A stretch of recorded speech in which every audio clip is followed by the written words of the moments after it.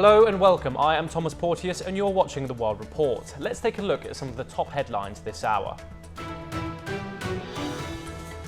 Hamas frees 3 emaciated Israeli hostages as Israel releases Palestinian prisoners under a ceasefire deal. Netanyahu sends negotiators to Doha amid fragile truce.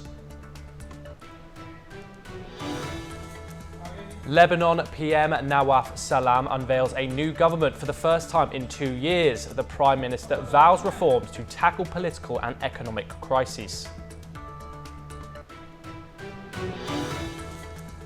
North Korean leader Kim Jong-un has criticized military cooperation between the US, Japan and South Korea, claiming it raises regional tensions. In response, he has pledged to further develop North Korea's nuclear forces. Taiwan's Ministry of Defense has detected 14 Chinese military aircraft and 6 naval vessels near its territory. In response, Taiwan has deployed the appropriate forces.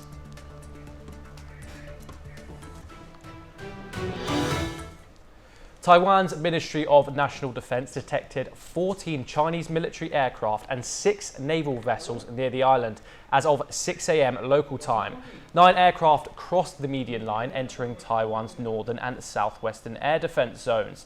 Taiwan's military monitored and responded accordingly. US President Donald Trump and Japanese Prime Minister Shigeru Ishiba condemned China's actions, warning against attempts to alter the East China Sea status quo by force. The leaders reaffirmed the importance of peace in the Taiwan Strait, calling its security vital for global stability. Ishiba met Trump in Washington from February the 6th to February the 8th for their first in-person summit. In regard to this, we are going to our reporter live, Aditya Wadwan. Aditya, what can you tell us about these current tensions in the South China Sea? Obviously, several Chinese vessels have entered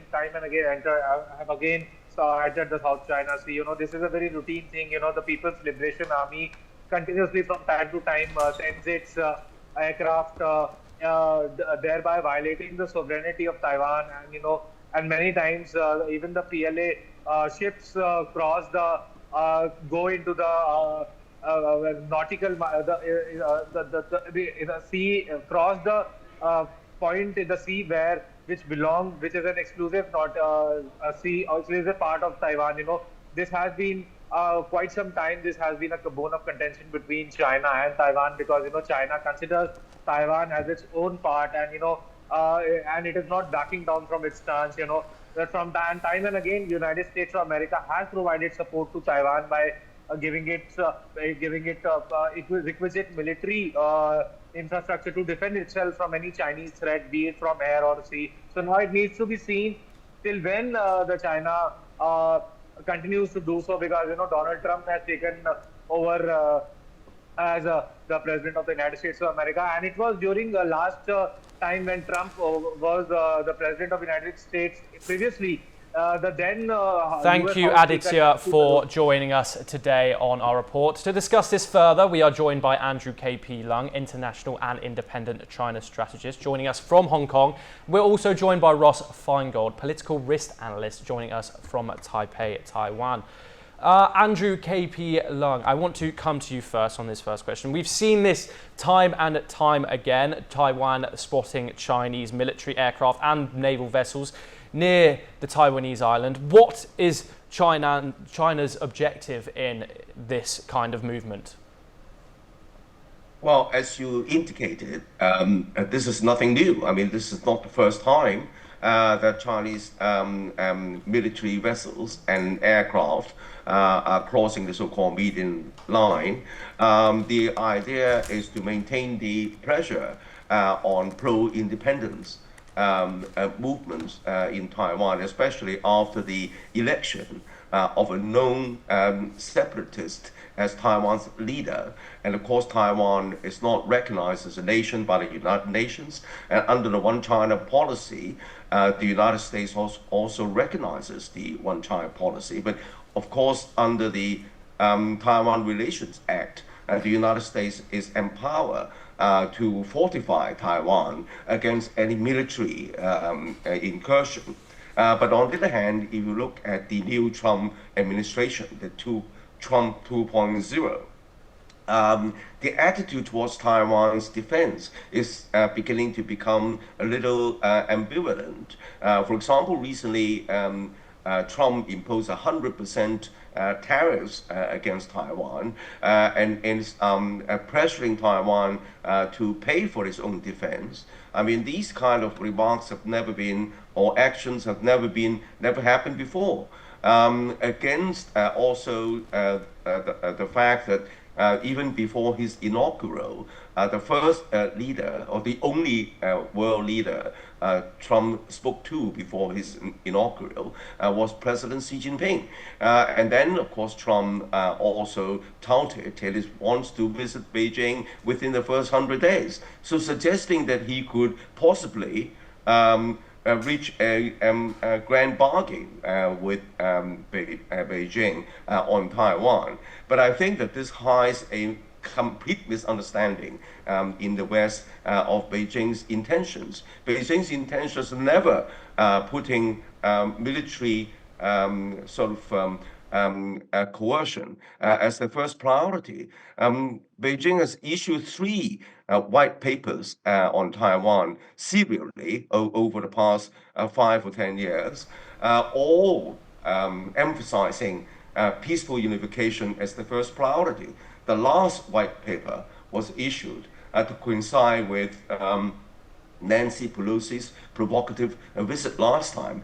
But then, of course, people were asking how peaceful unification is going to happen, as most Taiwanese people do not support unification, but against also the fact that most of the Taiwanese people do not dare or do not want to declare independence. They just want to maintain the status quo. But of course, there are further dynamics in play, in the sense that the two countries, all the people's people-to-people exchanges are increasing.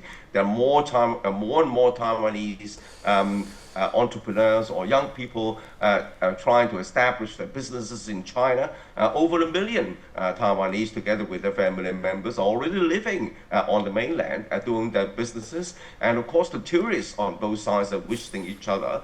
And again, if there is a possible change in the kind of attitude of the America towards Taiwan, and combining with this military warnings across the Taiwan Strait, so the momentum would be created towards negotiating reunification peacefully, and perhaps under a generous formula compared for Hong Kong and Macau in the past. So I think that we are seeing a changing dynamics at play, possibly towards future peaceful unification. Forgive me for the interruption, Andrew. I wanted to bring Ross in on this next question.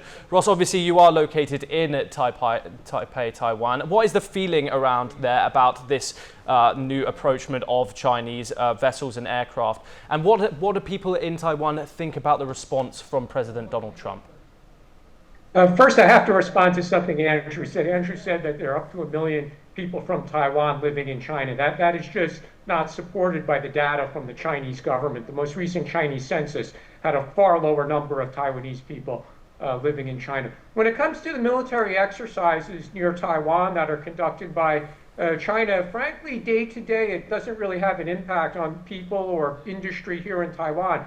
People are very used to this. It's something that China does with varying intensity almost every single day. So on a daily basis, it doesn't really affect people here in Taiwan. Of course, when there are larger exercises, people might pay attention to that, but not really day to day. However, it does put an enormous amount of pressure on Taiwan's military because, as you indicated, Taiwan military does respond every day to China's incursion. So that means Taiwan has to put its own aircraft in the air, put its own ships out to sea. That costs a lot of money. It puts a lot of wear and tear on the equipment. And of course, it's a tremendous pressure for the people in Taiwan's military. When it comes to Donald Trump, the Taiwan government hopes to maintain a good relationship. They hope that Trump does not impose high tariffs on Taiwan, but frankly, that's probably going to happen. So industry and the government here in Taiwan are going to have to prepare, and they're going to do something similar to other countries. They're going to say, we'll buy more U.S. agricultural products,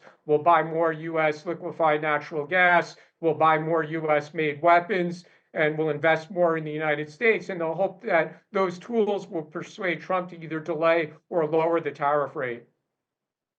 Ross, I also just wanted to ask, the Taiwanese forces have said that they have responded appropriately. What is an appropriate response in Taiwan for something like this? Yeah, that's a great question. Usually it just means monitoring the Chinese aircraft or the Chinese ships. Taiwan can never hope to match the number of aircraft or naval vessels or frequently Coast Guard or maritime militia vessels that China has. All Taiwan could do is send up its own aircraft, put its own ships out to sea, and monitor what the Chinese are up to. But that's really the limit of what Taiwan's appropriate response could be.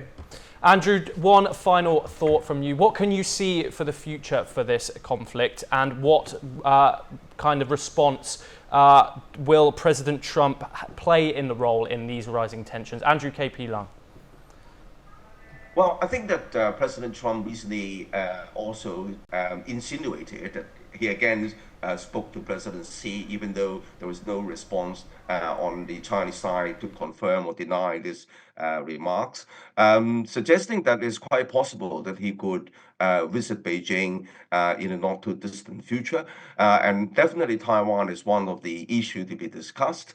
I think that if there's some kind of understanding on Taiwan, I think that the momentum which I referred to earlier would pick up space. And not that it's going to happen with, as I said, with the next couple of years, but I think that the two places, the two peoples are increasingly interacting with one another. After all, they belong to the same culture, the same civilization, the same language, and of course that there is an increasing interrelationship between the two economies.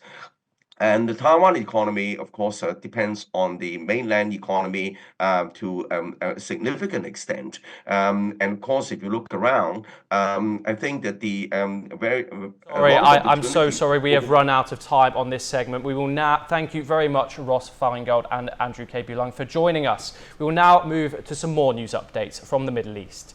Lebanon has formed a new government after weeks of negotiations and US involvement.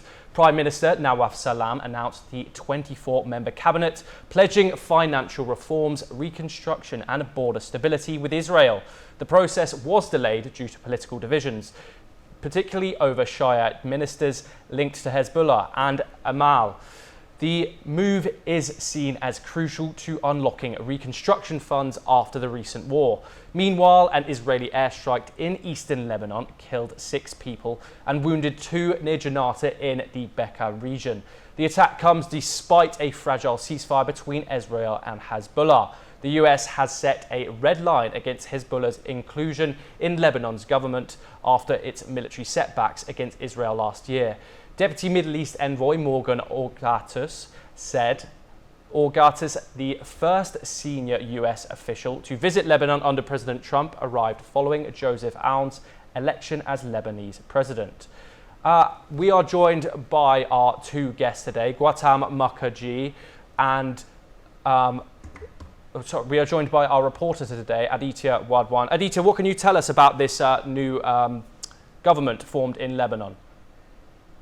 Well, if you see, Tom, the new Prime Minister of Lebanon, Nawaf Salam, he has the 2 priorities which he is, after forming the government, 2 priorities for him are like to negotiate the ceasefire deal with Israel and to grow the mutual trust for Lebanon, be it globally or from within people.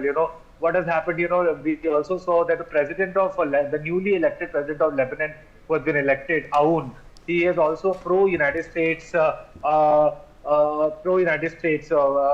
if you see. So, there is a very growing significance now since there is a Donald Trump administration that has taken charge of the affairs in the United States of America, which is absolutely pro-Israel.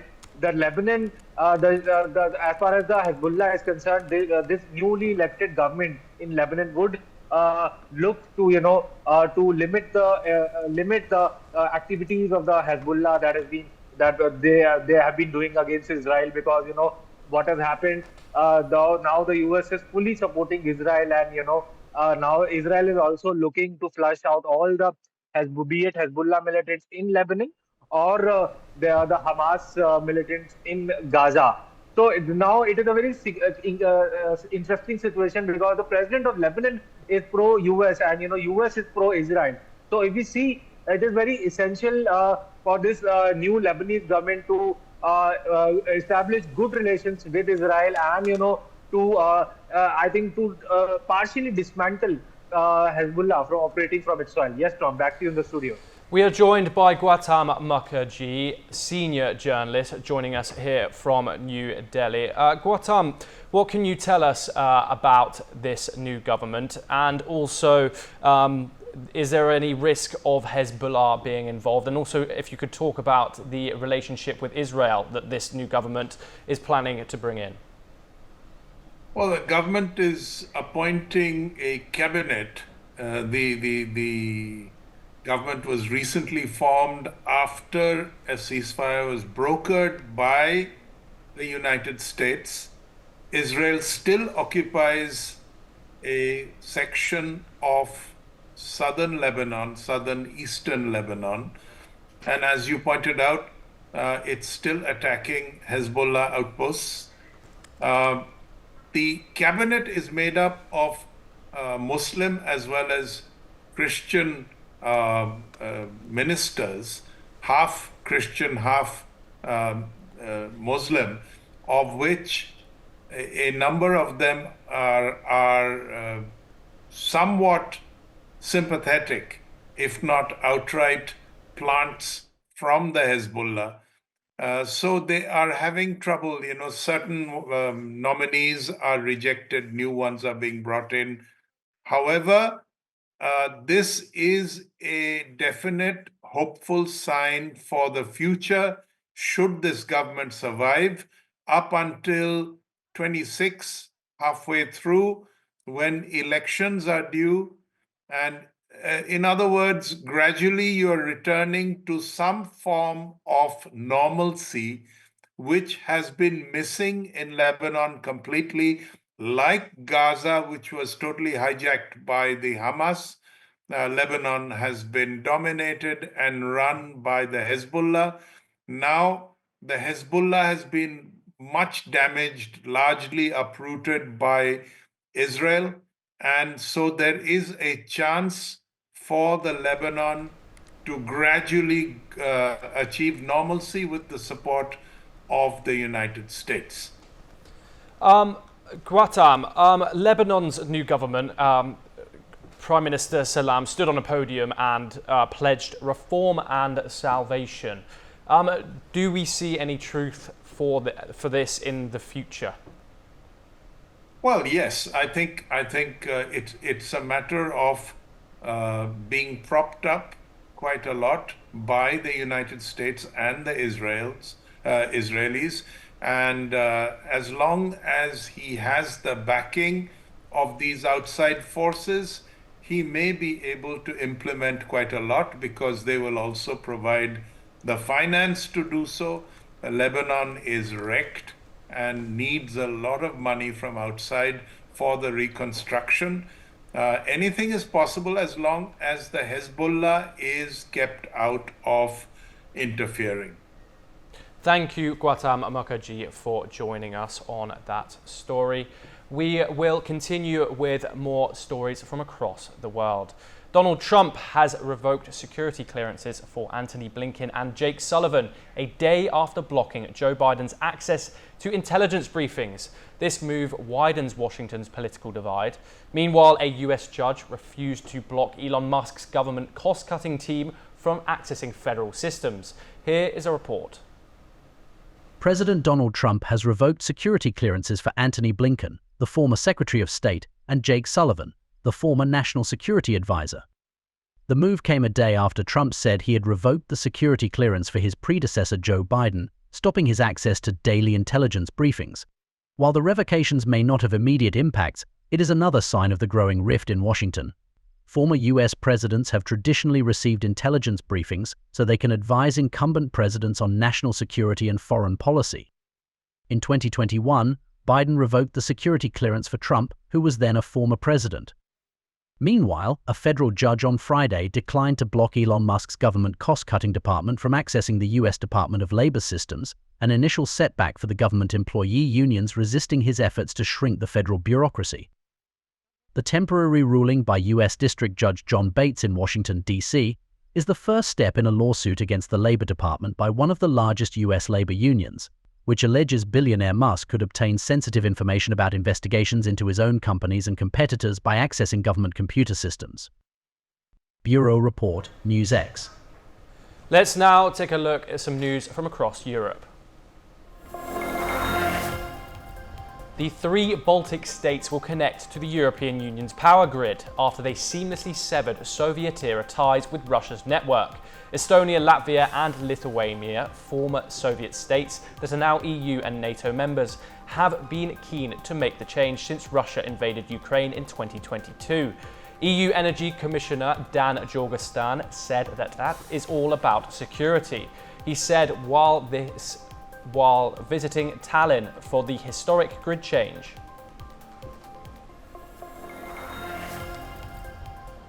Thousands have rallied in Paris, marking the 46th anniversary of the overthrow of the Shah's dictatorship. Tens of thousands of Iranians and supporters of the National Council of Resistance of Iran gathered in Paris for a large-scale rally and march. The demonstrators demanded regime change in Iran and the establishment of a democratic republic. They also denounced the regime's hostage-taking of foreign nationals and urged their immediate release. Hundreds of demonstrators protested at a site embarked for Beijing's controversial new embassy in London over human rights and security concerns. For several years, China has been trying to relocate its embassy, which is currently in the British capital's upmarket Marylebone district, to the sprawling historic site in the shadow of the Tower of London. Leaders of far-right parties in the European Parliament's third large voting bloc praised Donald Trump's return to power at a gathering in Madrid on Saturday. It was held under the slogan "Make Europe Great Again." The event featured Hungarian Prime Minister Viktor Orban and Italian Deputy Premier Matteo Salvini.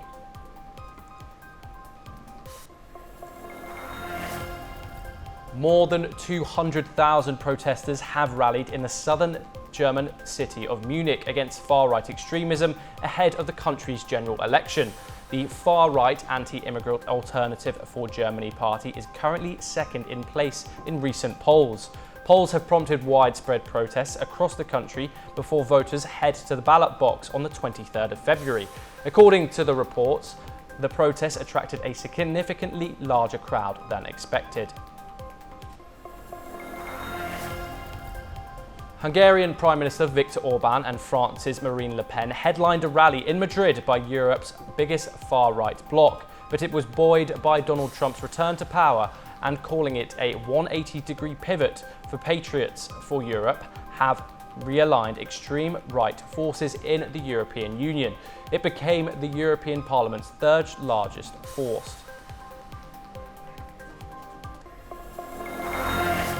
That is all we have time for. We will continue to bring you more news updates from across the world.